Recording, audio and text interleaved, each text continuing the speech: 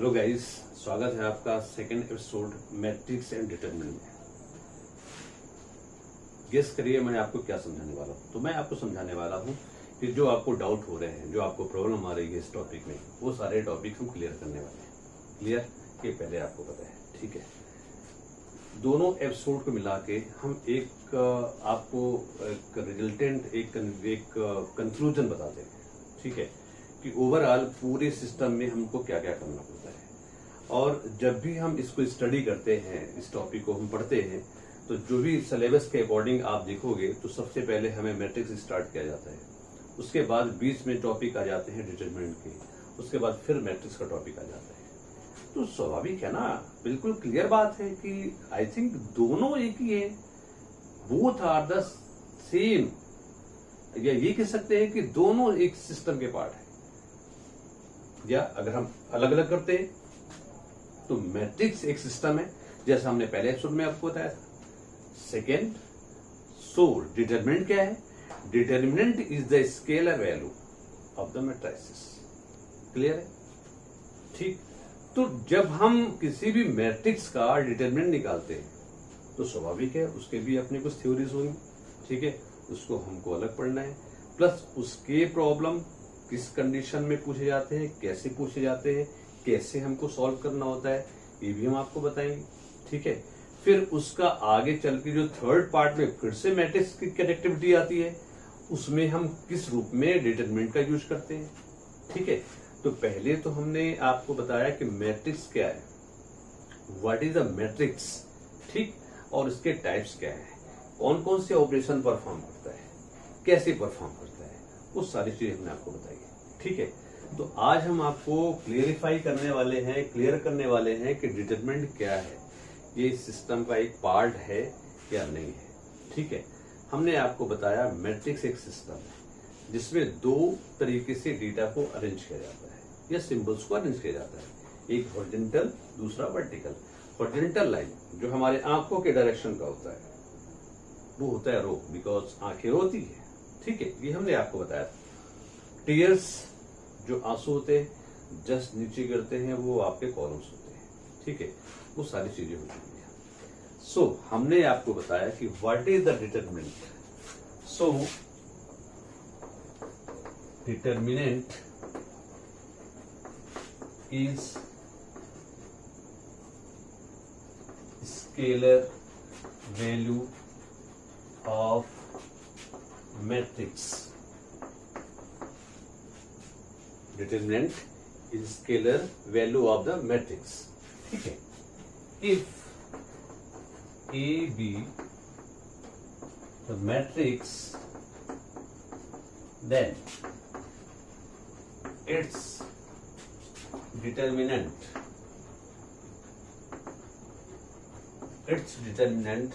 denoted by in this symbol या DET of A. This symbol are DET of A.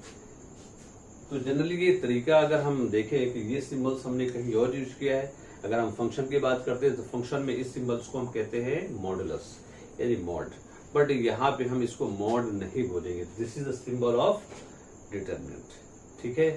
अब अगर ए को हम लेते हैं A11, A12, A13, A21, A22, A23, A31, A32, A33, ठीक है। Then its determinant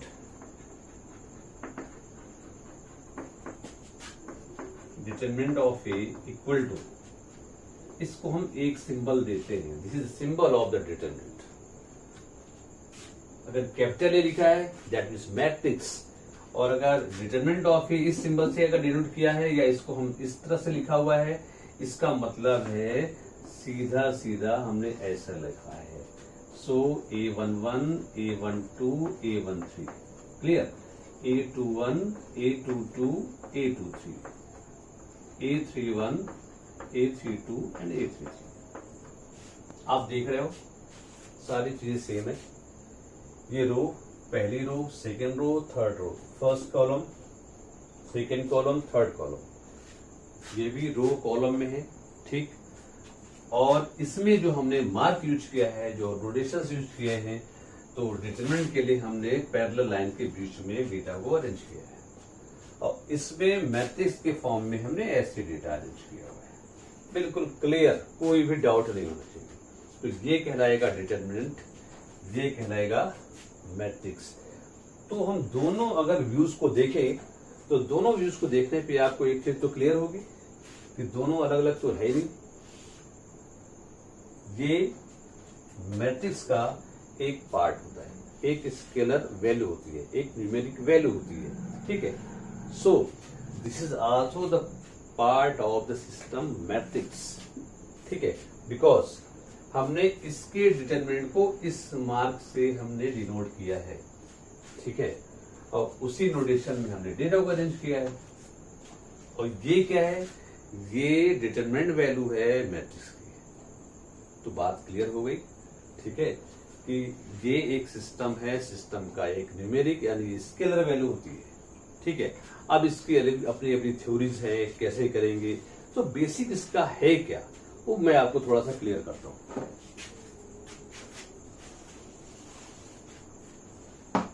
अगर हमने let a1x plus b1y equal to 0, a2x plus b2y equal to 0, this is the first equation, this is second equation, ठीक है। हमने ले लिया from first, a1x plus b1y equal to 0, so a1x equal to minus b1y। Now the value of x upon y minus b1 upon a1, इसको हमने third ले लिया। Second equation से आते हैं, from second a2x plus b2y equal to 0। Same तरीके से a2x की वैल्यू हो गई माइनस b2y, यहां से भी हमने x अपॉन y की वैल्यू निकाल ली, minus b2 upon a2। Number 4 ले ली हमने।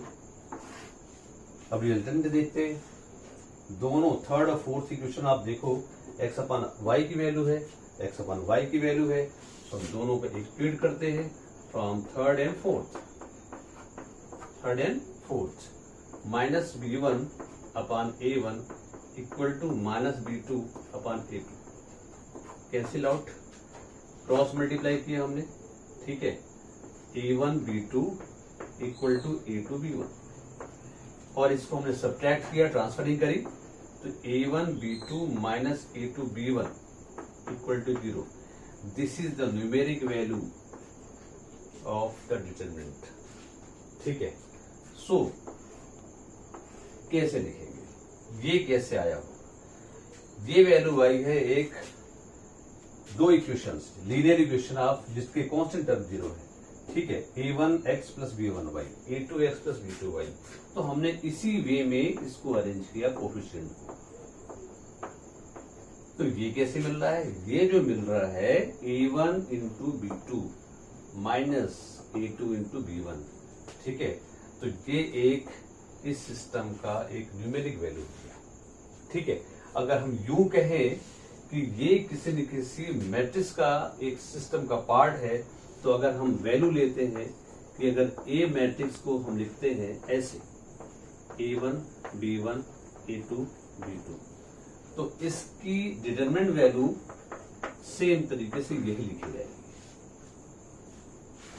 तो ये पार्ट क्लियर है, ठीक है। तो एक छोटा सा एग्जांपल लिया हमने, ठीक है, डिटरमिनेंट के बारे में। बाकी इसको कैसे इसकी वैल्यू निकालते हैं वो आपको बताते हैं बहुत आसान तरीके से।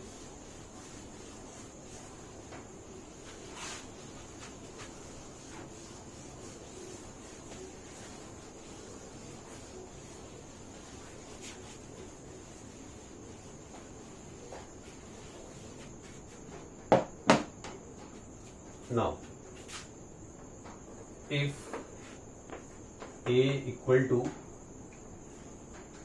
A1, B1, C1, A2, B2, C2, A3, B3, C3। एक हमने मैट्रिक्स लिया एंड इट्स डिटर्मिनेंट। हम आपको एक नया तरीका बताते हैं, बिल्कुल शॉर्ट तरीका बताते हैं, ठीक है। इसकी डिटरमिनेंट वैल्यू निकालने के लिए एक तरीका क्या हो सकता है, जो डेटा दिया है A1 B1 C1, इसको हमने लिख लिया क्रम से, नीचे A2 B2 C2, नीचे A3 B3 and C3। Clear.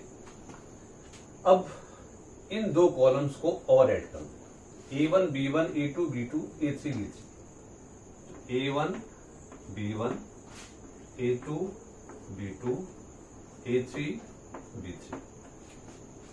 अब यूं कहें कि एक रेक्टेंगुलर शेप का एक डेटा अरेंज हो गया, ठीक है। इस पूरे को हम रो कह सकते हैं, इसको रो कह सकते हैं। फिलहाल मैं आपको बताने जाने वाला हूं कि कैसे आपकी इसकी डिफरेंट वैल्यू निकालते हैं। आपको 3 डायगोनल्स आपको बनाना है, ठीक है। तो आपको स्टार्ट से ऊपर वाले 3 एलिमेंट लेने हैं, उनके डायगोनल आपको कंस्ट्रक्ट करने बनाने हैं। तो जब हम पहली बार 3 डायगोनल बनाएंगे तो ऊपर के 3 एलिमेंट को उससे स्टार्ट करना है। तो पहला हमने ये ले लिया, ठीक है। सेकेंड डायगोनल आपका ये बन गया एंड थर्ड डायगोनल ये बन गया, ठीक है।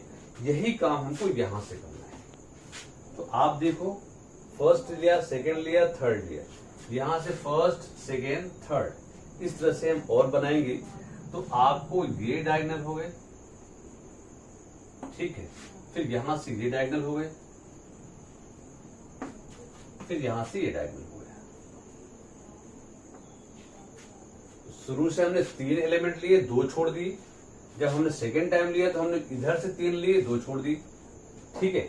अब आपको क्या करना है कि जो डार्क लाइन है, जो पहली बार हमने डायगोनल को बनाया है, उनके सारे जो वैल्यू आएंगी पॉजिटिव लेना है, और सेकेंड टाइम जो हमने डायगोनल बनाया है उनकी सारी वैल्यू आपको नेगेटिव लेनी है, ठीक है। तो क्या होना चाहिए, A1 B2 C3, A1 B2 C3 plus B1 C2 A3। तो हम पहले ऑर्डर इसका चेंज कर लेते हैं, A3 B1 C2 A3 B1 C2 plus next में A2 B3 C1 A2 B3 C1, ये 3 हो गए प्लस के।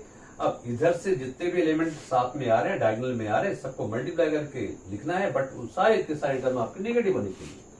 तो इस लाइन में आते हैं A2 B1 C3 A2 B1 C3 minus A1 B3 C2 A1 B3 C2 minus C1 B2 A3 means A3 B2 C1 A3 B2 C1 A3 B2 C1, ये वैल्यू हो गई डेल। एक सिंपल सा तरीका है, एक बार फिर मैं आपको रिमाइंड करता हूं। सबसे पहले जो 3 डेटा दिए हैं, रो को आप सीधे सीधे लिख लो, इस पूरे मैट्रिक्स को कॉपी कर लो आप, A1 B1 C1 A2 B2 C2 A3 B3 C3। 2 columns को और इसके पैरेलल लिखना है, ठीक। A1 B1 A2 B2 A3 C3, okay. अब हमें ऊपर के पहले 3 एलिमेंट को लेके डायगोनल बनाने हैं। तो इसको लेके पहला बनाया, इसको लेके दूसरा बनाया, इसको लेके तीसरा बनाया, ठीक है। फिर लास्ट से 3 एलिमेंट को लेके आपको डायगोनल बनाने हैं। तो ये इसको लेके ये पहला डायगोनल हो गया, दूसरा डायगोनल हो गया, तीसरा डायगोनल। पहले जो डायगोनल है उनके सारे एलिमेंट को मल्टीप्लाई करके सारे टर्म पॉजिटिव लिखने हैं। उसके बाद जो सेकेंड टाइम हमने लिया है डायगोनल, उनके सारे करस्पॉन्डिंग जितने भी एलिमेंट मिल रहे हैं बीच में, उस सबको मल्टीप्लाई करके माइनस करना है। इस तरह से एक छोटा तरीका है कि आप इसके डिटरमिनेंट वैल्यू निकाल सकते हैं, ठीक है, ओके।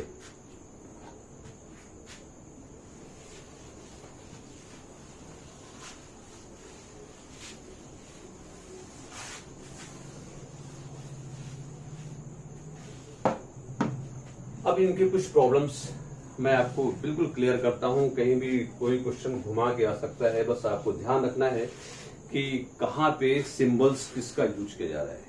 ऐसा ना हो कि आप दिमाग में डिटरमिनेंट लेके चल रहे हैं, प्रॉब्लम अगर मैट्रिक्स का आ गया तो लगा तो लोगे, हो सकता है आंसर भी आपका आ जाए, लेकिन लिखने के तरीके आपके बदल जाते हैं, और जब लिखने के तरीके, आंसर देने के तरीके बदल जाएंगे तो फिर आपको प्रॉब्लम होती है। ठीक है, फिर एग्जामिनर सोचता है कि आपने उसको अच्छे से समझा नहीं, केवल आंसर को लेके हमने फॉलो किया है और आंसर दिया है। ठीक है, ये सारी चीजें मैं आपको क्लियर करता हूं। अगर पहला क्वेश्चन मैं ले रहा हूं, find the value of log 28, आप ऐसा ले ले, 8 ले ले, 27 ले ले, 3 4 log 9 and 4। ठीक है, इसकी वैल्यू निकाल ली। अब ये सिंबल है किसका, डिटरमिनेंट का, मतलब सीधे सीधे आपको डिटरमिनेंट वैल्यू निकालनी है। अब उसका तरीका मैं आपको बता ही चुका हूं कि इसका इससे मल्टीप्लाई करना है, माइनस इसका इससे मल्टीप्लाई करना है। देखते हैं क्या हो सकता है। Come to the solution. Okay, इसका इससे मल्टीप्लाई किया तो log 8 27 इंटू log 9 4 माइनस 4 3 जा 12। अब थोड़ी हमें लॉग की जो प्रोबेबिलिटी है वो थोड़ा एनालिसिस करना पड़ेगा, उसकी स्टडी करनी पड़ेगी। ठीक है, तो मैं थोड़ा सा रिमाइंड करता हूं आपको, फिर जब भी ये टॉपिक हम लेंगे तो एक एक चीज इसकी, एक एक प्रिंसिपल्स, एक एक इसकी प्रोबेबिलिटीज, और कैसे हम इसको इम्प्लीमेंट करते हैं, कैसे इसको हम सॉल्व करते हैं, वो सारी चीजें बताएंगे। फिलहाल आप कुछ चीजें मैं जो बता रहा हूँ ध्यान से समझो। a to the power n a base पे है, b to the power m इसकी वैल्यू m अपॉन n जो पावर है वो अपने रेशियो में अलग हो जाते हैं। log a बेस b ये वैल्यू होती है। ठीक है, सेकेंड जो जरूरत है वही मैं आपको बता रहा हूं, log a base b into, अगर इनकी वैल्यू इंटरचेंज कर दूं मैं, जो बेस में b आ जाए, नंबर a आ जाए, तो इसकी वैल्यू हमेशा 1 होती है। बस इतना आप समझ लोगे। ठीक है, देन अब हम इसको लिख सकते हैं log 2 to the power 3, okay, 3 to the power 3, ठीक, into log 3 to the power 2, 2 की पावर 2 माइनस 12। अब जैसे ये प्रॉपर्टी हमने लगाया, जो इनकी पावर है वो बाहर आ जाएंगे, 3/3 that is 1, log base 2 3 into 2/2 2/2, okay, log base 3 2 minus 12। ठीक है, ये कैंसिल्ड, ये cancelled.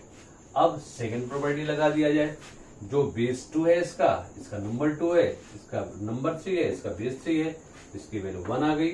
So 1 minus 12 this is equal to minus 11। ये वैल्यू हो गई इस डिटरमिनेंट वैल्यू। तो एक छोटा सा एग्जांपल बताया। अब हम इसी को मैट्रिक्स फॉर्म में हम कैसे लिखते हैं वो देखते हैं।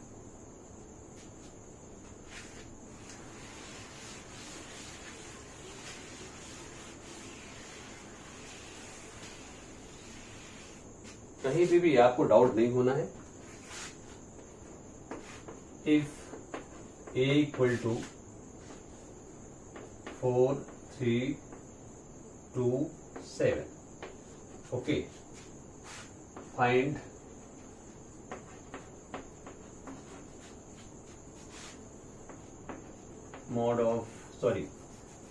Determinant of 2a, find the determinant of 2a। तो अब यहां का मार्क आप देख लो, यहां का सिंबल्स देख लो, यहां का सिंबल्स देख लो। तो ये एक मैट्रिक्स है, लेकिन जो पूछा है आपसे वो एक डिटरमिनेंट वैल्यू पूछी है। ठीक है, अब कुछ उसमें इंप्लीमेंट करके पूछा गया आपसे, दैट मीन्स 2a का डिटरमिनेंट निकालना है। तो सबसे पहले आपको स्टडी करनी होगी कि 2a हम कैसे निकालते हैं। इसको हमने पहले लेक्चर में, फर्स्ट वीडियो में, फर्स्ट पार्ट में हमने आपको बता दिया है। ठीक है, फिर भी एक बार मैं आपको रिमाइंड कर रहा हूं। अगर a गिवन है 4 3 2 एंड 7। तो व्हाट इज 2a? हमने आपको बताया जब किसी भी नॉन जीरो कांस्टेंट का मैट्रिक्स में मल्टीप्लाई करते हैं तो उस कांस्टेंट का मल्टीप्लाई हर टर्म में होता है।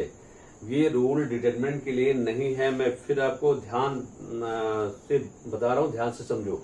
ये रूल डिटरमिनेंट पे अप्लाई नहीं करेंगे, वहां पे क्या करेंगे मैं आपको इसके आगे बता रहा हूं। फिलहाल अभी मैट्रिक्स की बात मैं करता हूं।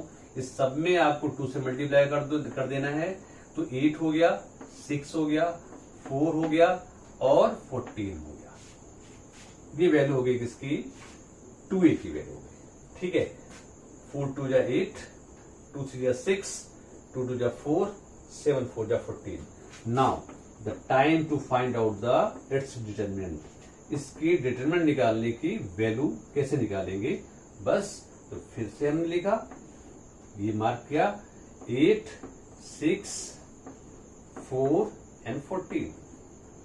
नाउ इसका इससे मल्टीप्लाई माइनस इसका मल्टीप्लाई, तो 8 into 14 minus 4 into 6,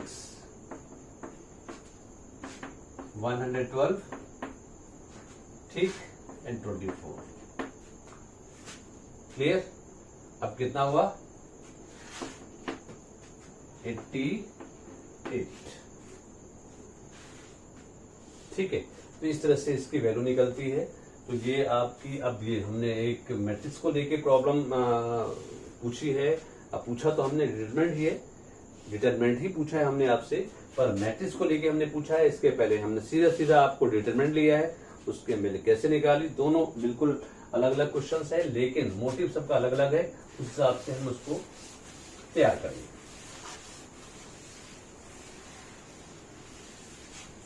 Now, the main important thing is properties of determinant. पहले तो हम इसकी प्रॉपर्टी को समझे। What is the property of the determinant? ठीक। सेकेंड, किस प्रॉपर्टी का किस तरीके से हम कहा यूज करेंगे, दिस इज वेरी इंपॉर्टेंट। ठीक है, ये डाउट पे डाउट बने हैं। देखो, मैथमेटिक्स हो या कोई भी साइंस हो, हर चीज के लिए चाहिए practice. You need a practice, we need a practice. ठीक है, तो कोई भी चीजें अगर आपको डाउट में है या आपको टफ लग रही है, कॉम्प्लिकेटेड है, उसका एक ही तरीका है। हम क्या करेंगे? You need, we need also much more practice. ठीक है, रास्ता समझ में आना चाहिए, मेथड समझ में आना चाहिए। उस मेथड को फिक्स करना है मेमोरी में, तो हमें एक से ज्यादा बार उसको रिपीट करना होता है, रिमाइंड करना होता है, मेडिटेट करना पड़ता है। ठीक है, तो वो डाउट नहीं है, वो प्रॉब्लम नहीं है, वो मैं आपको कराता हूं। कैसे कराता हूं आप देखो। ठीक है, तो first, if row and columns are interchanged,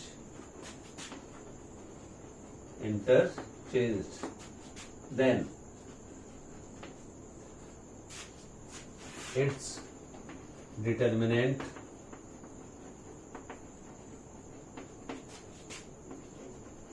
does not change.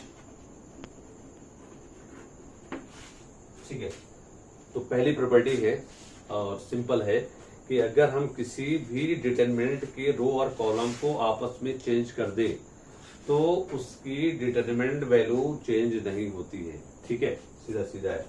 अब मैं आपको एक स्टेटमेंट रिमाइंड करा रहा हूं कि अगर किसी रो और कॉलम को हम इंटरचेंज करते हैं, मैट्रिक्स में करते थे, तो उसको हमने क्या नाम दिया था? यस, उसको हमने क्या नाम दिया था?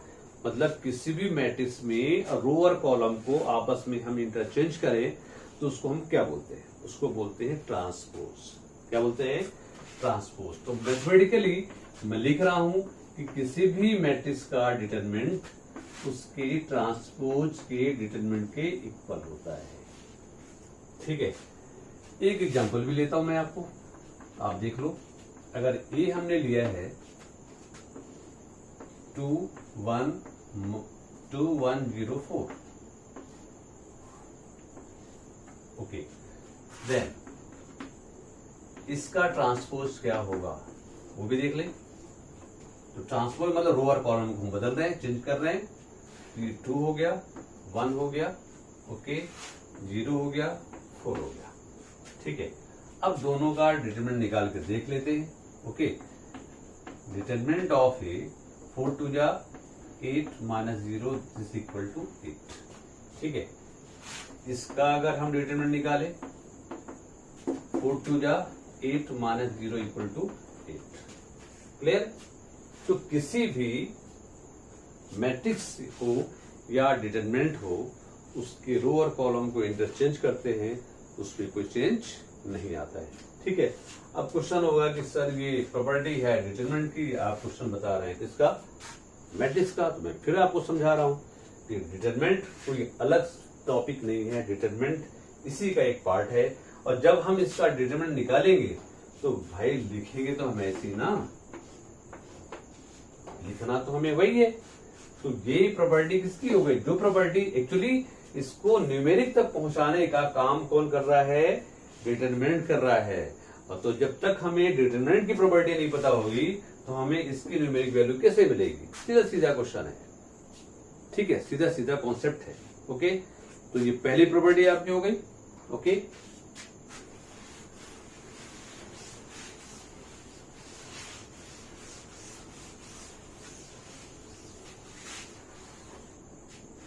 now the second property is if all elements of any rows or column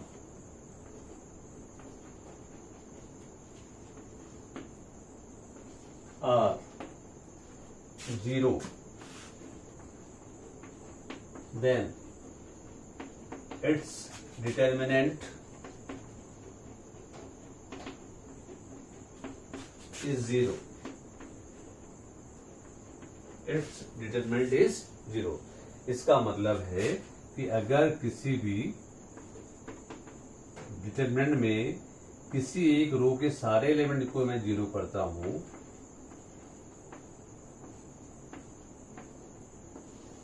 तो इसकी वैल्यू 0 होगी,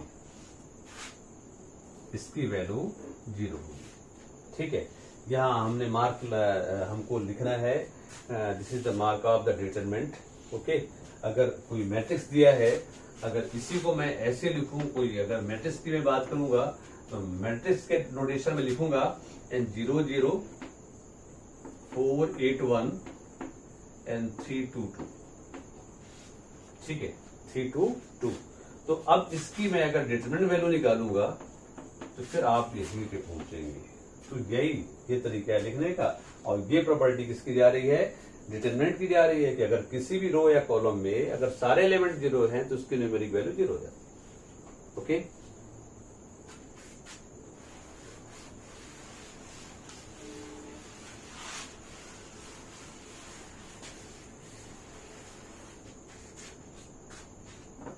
नाउ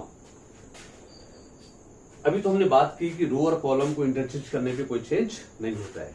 ठीक है, अब नेक्स्ट प्रॉपर्टी है, थर्ड प्रॉपर्टी है, ठीक, कि अगर किसी रो को दूसरे रो से इंटरचेंज करते हैं या किसी कॉलम को दूसरे कॉलम से इंटरचेंज करते हैं तो इनकी न्यूमेरिक वैल्यू सेम रहती है बट साइन चेंज हो जाता है according to -1 to the power r। अब ये r क्या है? अगर हम एक रो को r रो में ट्रांसफर करते हैं, r रो में इंटरचेंज करते हैं, r टाइम्स उसको इंटरचेंज करते हैं तो वो कहलाएगी number of interchanging value is r। ठीक है, तो third property is if we interchange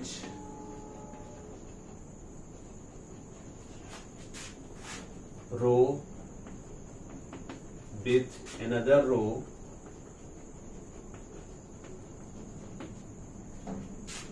then its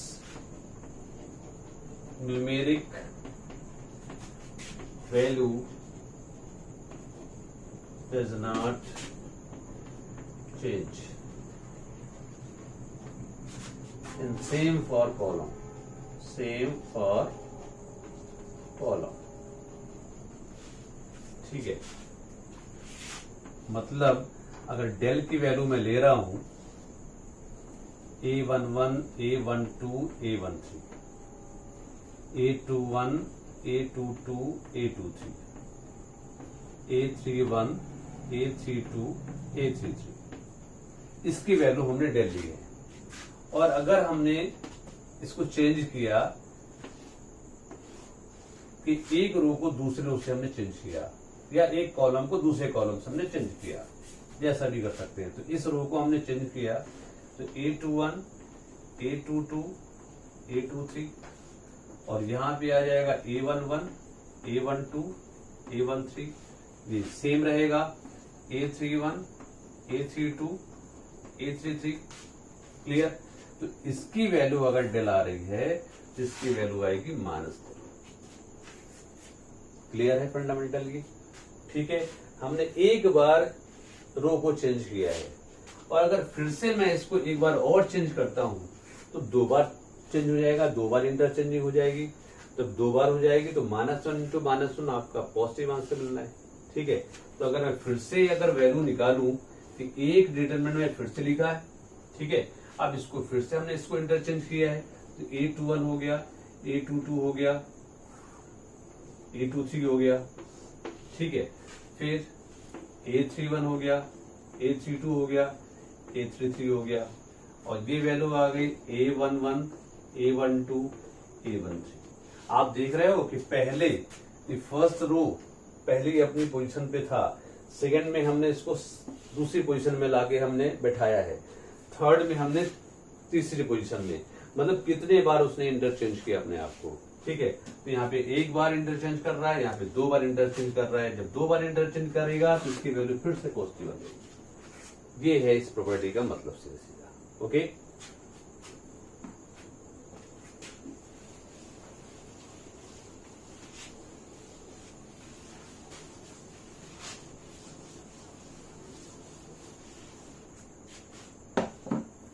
next property, हमने आपको बताया था कि किसी भी मैट्रिक्स में अगर हम नॉन जीरो कांस्टेंट का मल्टीप्लाई करते हैं तो उस नॉन जीरो कांस्टेंट का मल्टीप्लाई हर एलिमेंट में होता है, हर एंट्री में होती है। ठीक है, लेकिन डिटरमिनेंट में ऐसा नहीं है। ठीक है, तो अगर हम किसी भी नॉन जीरो कांस्टेंट का मल्टीप्लाई किसी एक रो में करते हैं या किसी एक कॉलम में करते हैं तो उस कांस्टेंट का मल्टीप्लाई पूरे डिटरमिनेंट में होता है, या यूं कह सकते हैं कि मल्टीप्लाई करने के बाद जो उसकी वैल्यू आती है वो k टाइम्स यानी कांस्टेंट टाइम्स उसके डिटरमिनेंट के इक्वल आती है। ठीक है, तो जैसे नेक्स्ट है आपका if any row or columns, दोनों के लिए हम साथ साथ लेके चलते हैं, आर मल्टीप्लाइड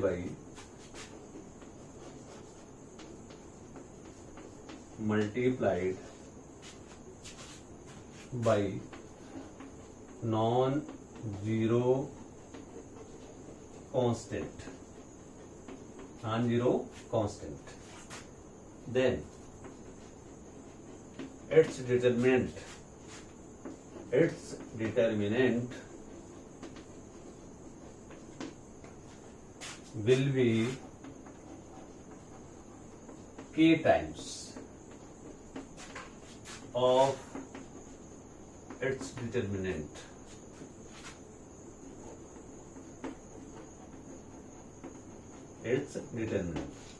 इसका मैं आपको समझा रहा हूं और इसका एग्जांपल भी आपको करवाते हैं कि अगर किसी भी मैट्रिक्स में, हम बात फिर से वही करेंगे, मैट्रिक्स के बाद तो डिटरमिनेंट की प्रॉपर्टी से हमको सॉल्व करना है।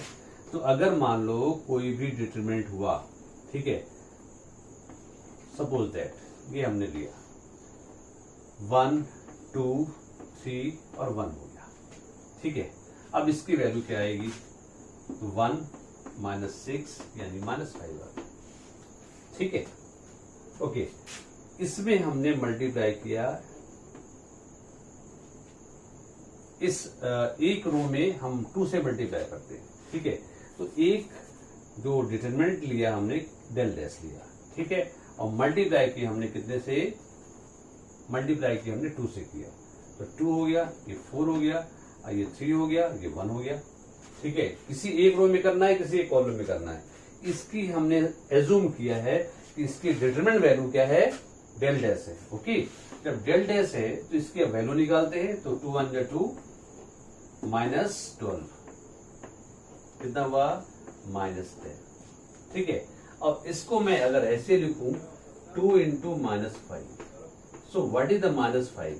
-5 is the determinant of the first determinant. Okay, so del dash equal to 2 into del.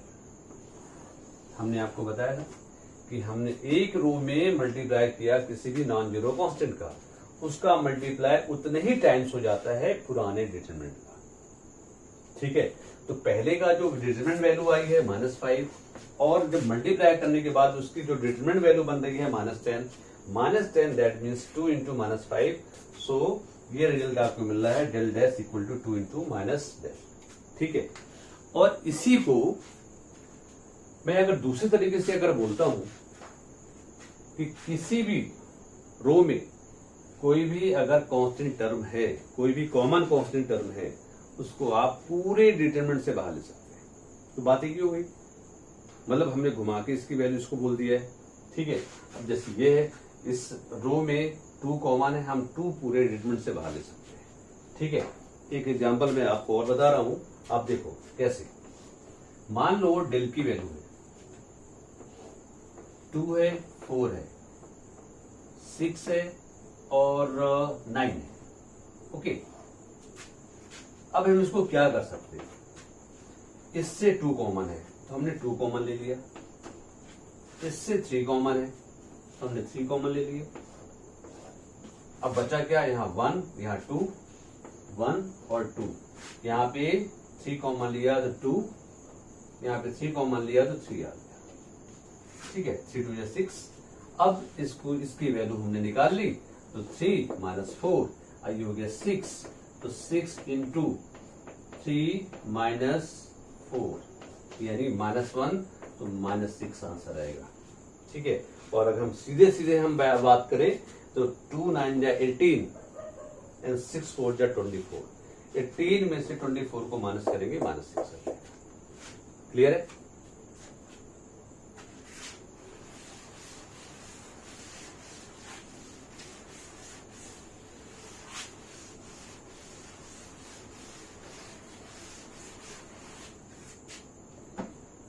Next है, अगर मैं किसी भी रो में किसी अदर रो को नॉन जीरो कांस्टेंट से मल्टीप्लाई करके ऐड या सब्ट्रैक्ट कर दे तो उसकी डिटरमिनेंट वैल्यू चेंज नहीं होती है। मैंने क्या बोला, ध्यान से सुनो। ठीक है, किसी भी रो में किसी अदर रो में हम नॉन जीरो कांस्टेंट का मल्टीप्लाई करके उसी रो में ऐड कर दे या सब्ट्रैक्ट कर दे, तब भी उसकी न्यूमेरिक वैल्यू, उसकी डिटरमिनेंट वैल्यू चेंज नहीं होती है। क्लियर हुआ? अब सेम रूल बनेगा कॉलम्स के लिए कि किसी भी कॉलम में किसी अदर कॉलम में नॉन जीरो कांस्टेंट का मल्टीप्लाई करने के बाद उन दोनों को ऐड कर दे तो उसमें कोई चेंज, उसकी न्यूमेरिक वैल्यू में चेंज नहीं आता है। दैट मीन्स अगर हमने ये एक मैट्रिक्स लिया है और इसमें हम ऑपरेशन लगा रहे हैं RI plus K into RJ और ये मैट्रिक्स मिल गई B, इसका मतलब क्या होता है कि हम एक पर्टिकुलर, हमने एक जनरल वैल्यू दी है रो की। अब यहाँ पे R1 हो सकता है, यहाँ पे R2 हो सकता है। ठीक है, तो हम अगर लिखेंगे R1 प्लस K R2, मतलब ये है कि R2 में हम K से मल्टीप्लाई करके R1 में ऐड करते हैं। ठीक है, तो हमें एक नया डिटरमिनेंट मिलेगा B, यानी नई मैट्रिक्स मिलेगी B मिलेगी। ठीक है, अब इस मैट्रिक्स में पहले मैट्रिक्स A थी, दूसरा मैट्रिक्स बना B में था, लेकिन जब दोनों की डिटरमिनेंट वैल्यू होगी वो सेम रहेगी। ये खास बात है। मैट्रिक्स देखने में आपको अलग लगेगी, बिल्कुल लगेगी अलग। आपको लगेगा कि पहले A था, अब क्या बन गया B, लेकिन अगर जब बात करेंगे उसके डिटरमिनेंट की तो डिटरमिनेंट दोनों का सेम होगा, डिटरमिनेंट दोनों का इक्वल आएगा। इसका मतलब ये है देन ए का डिटरमिनेंट इक्वल टू होगा बी के डिटरमिनेंट का। इसी को अगर मैं कॉलम में लिखूं, ए से ट्रांसफर होके सी आई प्लस के इंटू सी जे बनता है, सी फॉर कॉलम तो बी बनता है, तब भी ए का डिटरमिनेंट बी के डिटरमिनेंट के इक्वल होता है।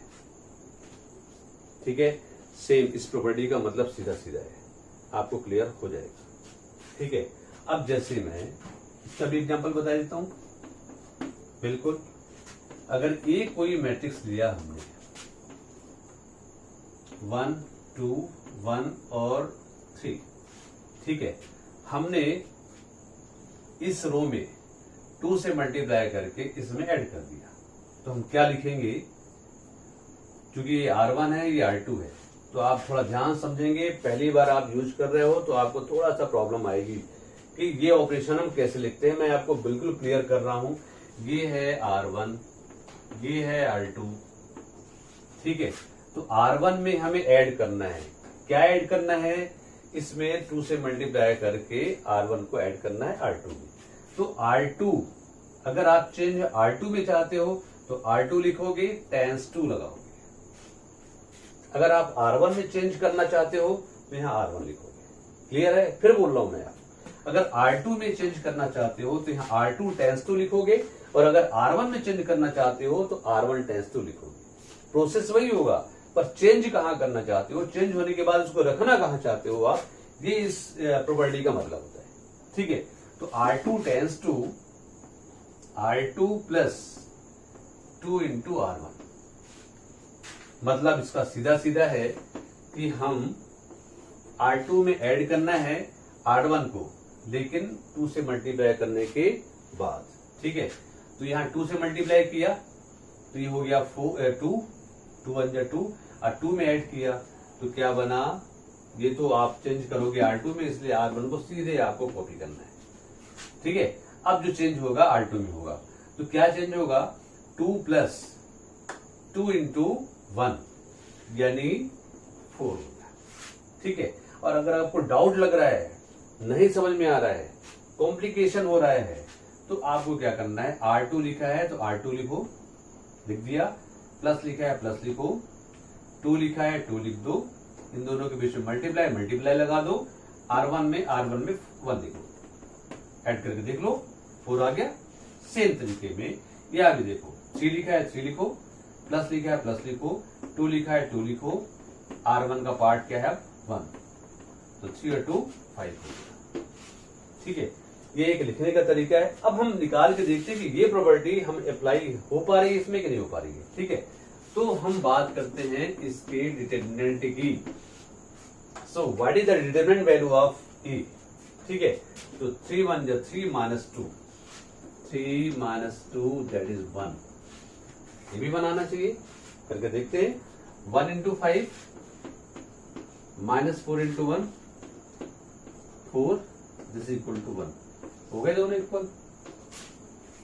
सिंपल तरीका है, यही काम आपको अगर कॉलम से में करने हैं तो कॉलम में वैल्यू सेम आ जाएगी। ओके,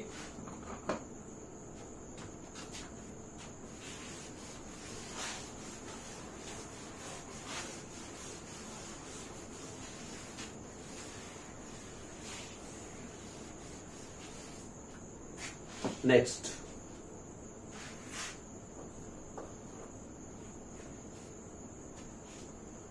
हम बात करते हैं कोफैक्टर्स और माइनस की, क्योंकि ये जो प्रॉपर्टी मैं बताने वाला हूं वो कोफैक्टर और माइनस है। ठीक है, उसके बाद हम दिस प्रॉपर्टी लेंगे।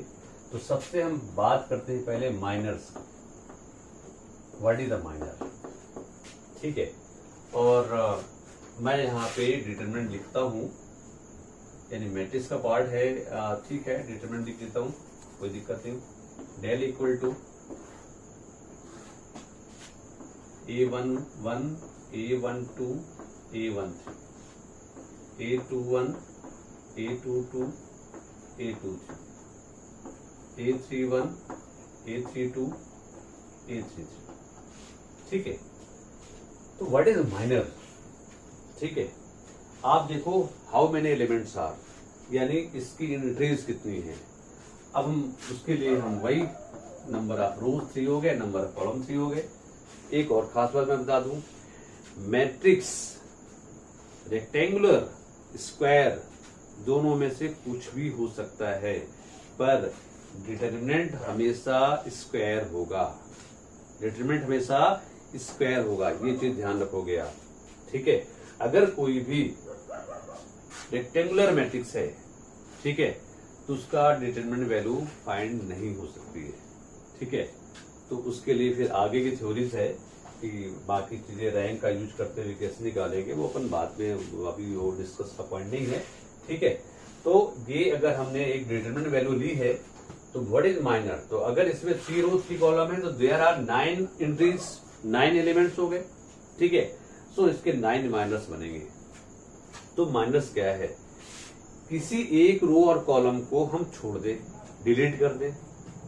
तो अगर 3/3 का डिटरमिनेंट है तो कितने बाय कितने का बनेगा, यस 2/2 का, राइट, ओके। तो 2/2 की कितने बन सकते हैं, तो अगर हम A11 से पास होने वाले रो और कॉलम को छोड़ दें, पहला बना।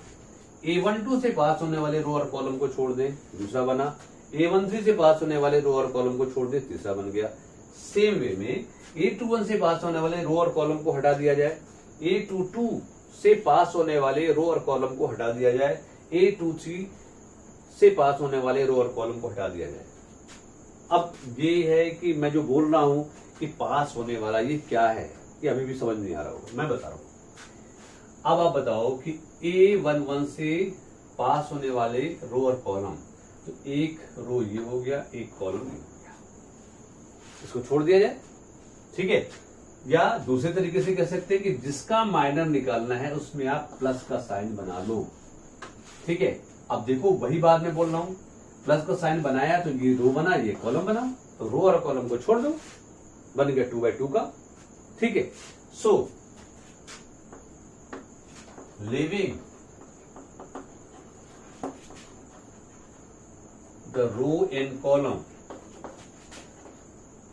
रो and column that passes through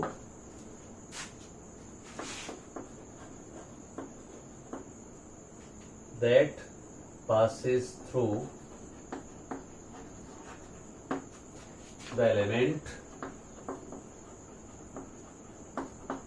Aij, then the resultant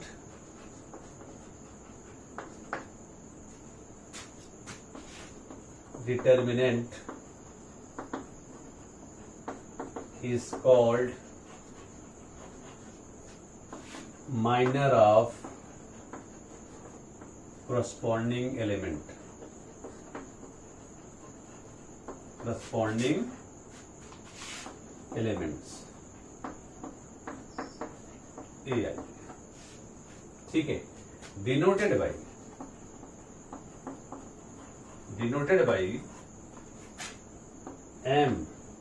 MIJ। अगर हम MIJ का माइनर निकाल रहे हैं तो उसको हम लिखेंगे, सॉरी AIJ का माइनर निकाल रहे हैं तो उसके माइनर को लिखेंगे MIJ, ठीक है।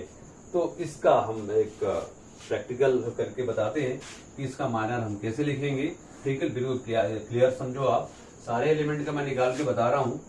सो the minor of A11 this is equal to M11, ठीक है। A11 का माइनर किससे डिनोट कर रहे हैं, M11 से, ठीक है। तो इसको हमने इस रो एस कॉलम को छोड़ दिया, तो क्या आया A22, A23, A32, A33, ठीक है। Again minor of A12 that is M12, ठीक है। तो M12 अगर हम लिखते हैं तो इस एलिमेंट, इस एंट्री का रो और कॉलम जो करस्पॉन्डिंग रो और कॉलम है, तो ये रो और ये कॉलम, तो आपके 2 1 2 3, 2 1 2 3 3 1 3 3।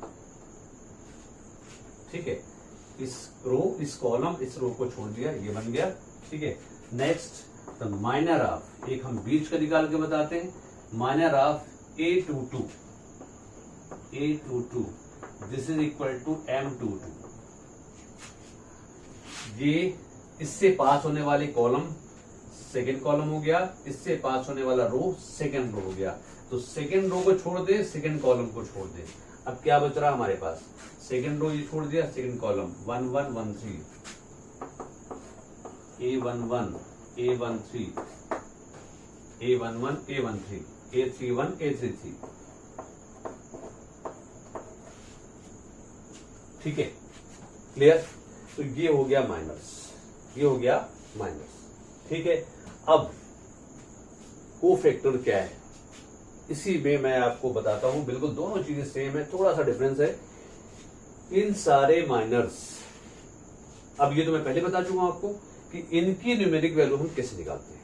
ठीक है, ये इसका इससे मल्टीप्लाई माइनस इसका इससे, ठीक है, इसका इससे मल्टीप्लाई माइनस इसका इससे। ये आपसे कोई कहेगा नहीं, आपको निकाल के लिखनी है।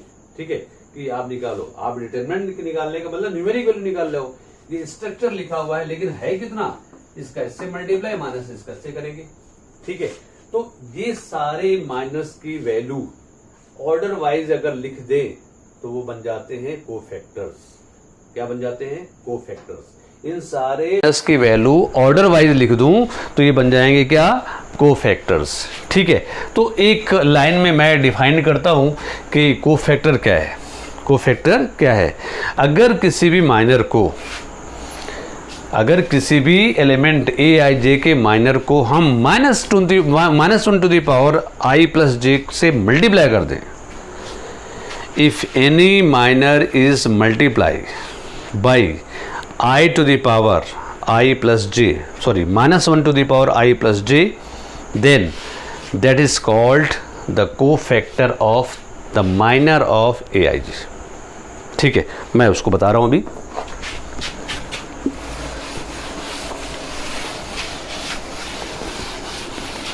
तो ये हमने आपको माइनस बता दिया, इसी में कोफैक्टर आपको बता देता हूं। This is cofactors.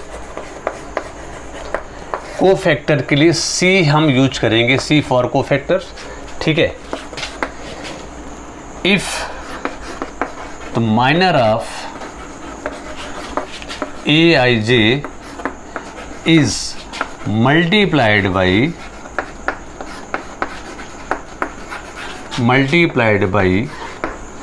Minus one to the power I plus J, then it is called cofactor of AIJ, denoted by CIJ, denoted by CIJ। ठीक है, तो अगर मैं बात करूं, माइनर तो लिखा हुआ है यहाँ पे, तो कोफैक्टर कितना होगा, तो इनका जो कोफैक्टर होगा C11। अब C11 क्या होगा वो देखो आप, यहां मैं लिखता हूं।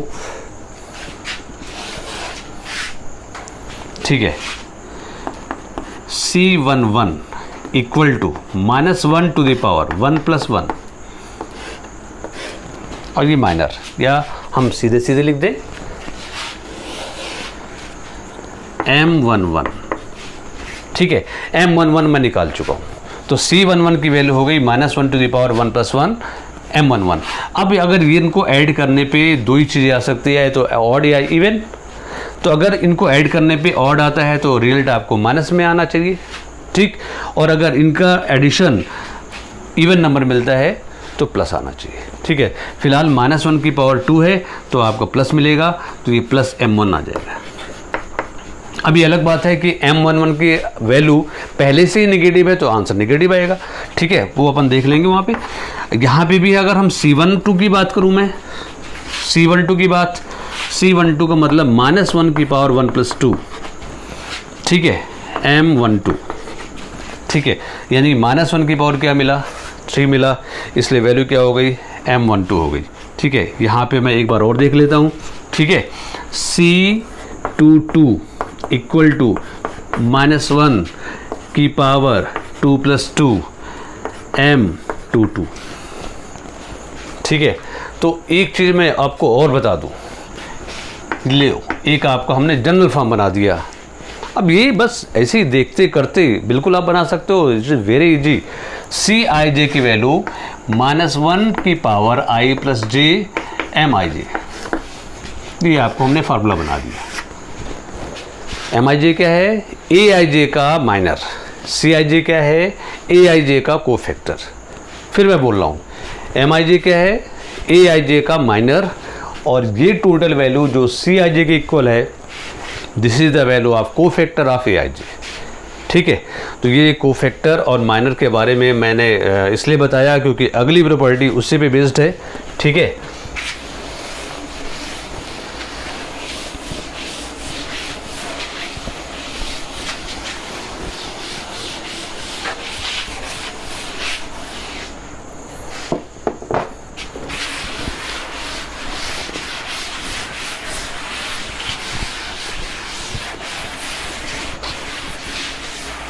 Okay, the next property is,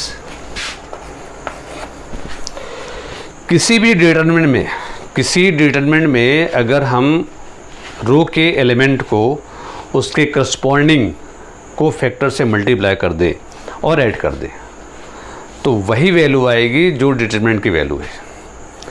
लेकिन अगर उनके एलिमेंट करस्पॉन्डिंग ना हो तो सारी वैल्यू 0 आ जाएगी। ठीक है, the sum of the elements of sum of the product of the elements of any row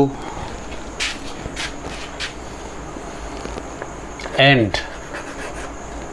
its corresponding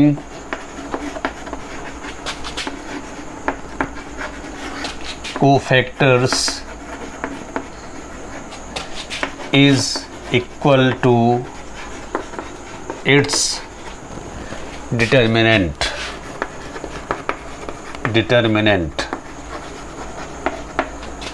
otherwise 0। ठीक है, otherwise 0। Sum of the product of the elements of any row and its corresponding factors is equal to its determinant otherwise 0। मतलब अगर मैं determinant हमने लिया a11, a12, a13, a21, a22, a23, a31, a32, a33। ठीक है, इसके a11 का cofactor क्या होगा? कोफैक्टर ऑफ a11 अभी हमने बताया, दैट इज c11। ठीक है, सो कोफैक्टर ऑफ a12 ये हमने c12 लिया, कोफैक्टर ऑफ a13 हमने c13 लिया। तो हमने सेलेक्ट किया है पहली रो को। आप ये सेकेंड रो से भी कर सकते हो, थर्ड रो से भी कर सकते हो, पहले कॉलम से कर सकते हो, दूसरे कॉलम से और तीसरे कॉलम से कर सकते हो। ठीक है, तो a11 का कोफैक्टर, a12 का कोफैक्टर, a13 का कोफैक्टर, आप देख रहे हो कि दोनों के ऑर्डर सेम है। इसी को कहते हैं करस्पॉन्डिंग एलिमेंट्स। अगर ये बदल जाए तो क्या होगा? वो सेकेंड स्टेज है। पहला स्टेज हो गया। फर्स्ट स्टेज क्या है? Sum of the product, okay, a11 c11 plus a12 c12 plus a13 c13 is equal to del. That means determinant.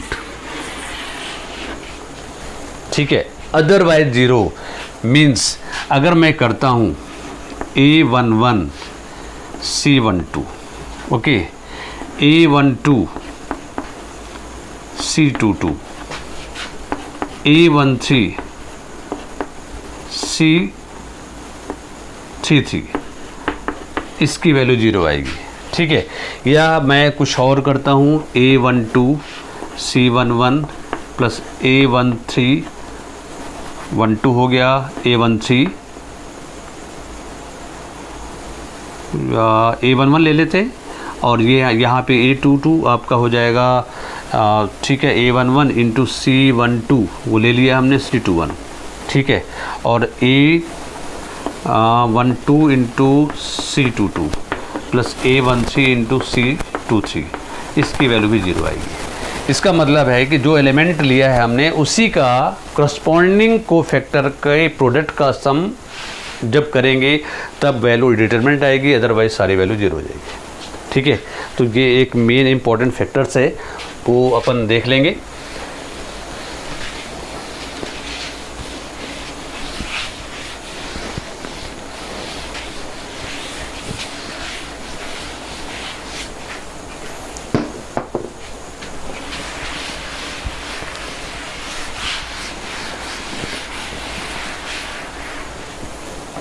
हम बात करते हैं एडजॉइंट्स ऑफ ए, क्योंकि कुछ प्रॉपर्टी इसको बोलेंगे adjoint of the matrix, short form में A D J of A. This is the transpose of the cofactors, transpose of cofactors. इसका मतलब है कि अगर हमने एक कोई मैट्रिक्स ली है, A11, A12, A13, A21, A22, A23, A31, A32, A33, ठीक है, इनका कोफैक्टर हुआ C11, C12, C13, और इनका मैं ट्रांसपोज निकाल दूं तो बन जाएगा एडजॉइंट्स ऑफ ए। वो क्या बनेगा वो आप देखो। जब इनका मैं कोफैक्टर निकालूंगा तो लिखने का तरीका होना चाहिए था 1 1 1 2 1 3, पर इसको मैं रो और कॉलम को इंटरचेंज करूंगा। तो C11, C12, C13, C21, C22, C23, C31, C32, C33, इसको कहेंगे एडजॉइंट्स ऑफ ए। ठीक है, सिंपल सा तरीका है, इसको कहेंगे एडजॉइंट्स of A. Okay,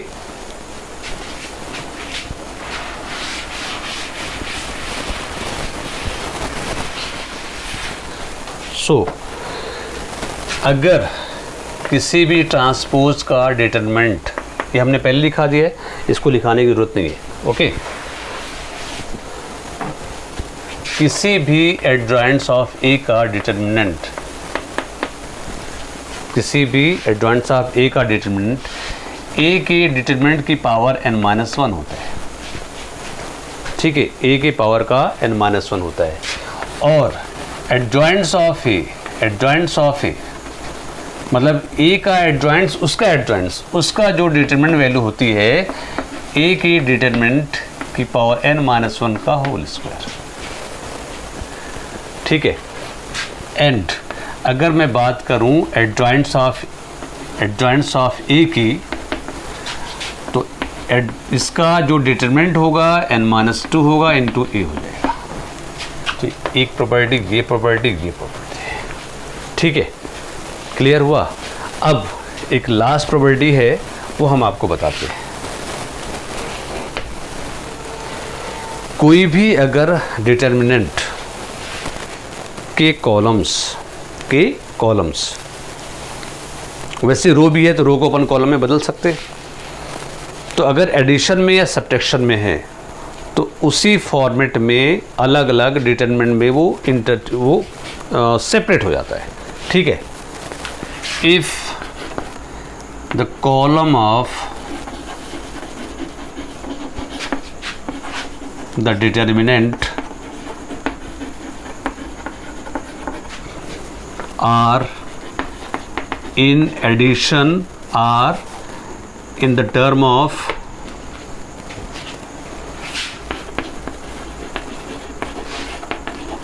addition or subtraction, then they will separate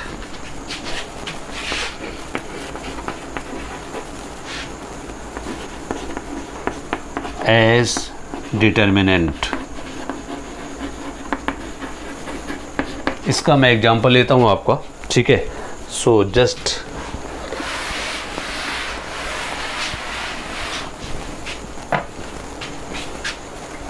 अगर मैं कोई भी वैल्यू डिटर्मिनेंट अगर हमने लिया a1 plus b1, a2 plus b2, a3 plus b3, c1, c2, c3, d1, d2 और d3, ठीक है। तो इसके अकॉर्डिंग जो हमने आपको डेफिनेशन, जो हमने आपको प्रॉपर्टी बताई है, इसके अकॉर्डिंग क्या होना चाहिए। अब इसके कॉलम्स में एडिशन 2 टर्म में हो रहा है, तो ये 2 डिटरमिनेंट में सेपरेट होगा। कैसे होगा? पहला एलिमेंट ले लो आप, पहला कॉलम ले लो a1, a2, a3, बाकी ये दोनों कॉलम्स आपके कॉमन है c1, c2, c3, d1, d2, d3 and plus लगा है, प्लस लगा दिए। अगर बीच में कहीं माइनस भी होता है तो हम प्लस लिख लेंगे, अंदर वाले एलिमेंट को माइनस में लगा देंगे, ठीक है। सेकेंड एलिमेंट इसका b1, b2, b3, c1, c2, c3, d1, d2, d3। बहुत सारे प्रॉब्लम्स जो इम्पोर्टेंट प्रॉब्लम्स है इस प्रॉपर्टी के बेस पे है, इसलिए इसको हम ध्यान रखेंगे, ठीक है। और लास्ट कुछ प्रॉपर्टी और है जो आपको ध्यान रखना है कि किसी भी मैट्रिक्स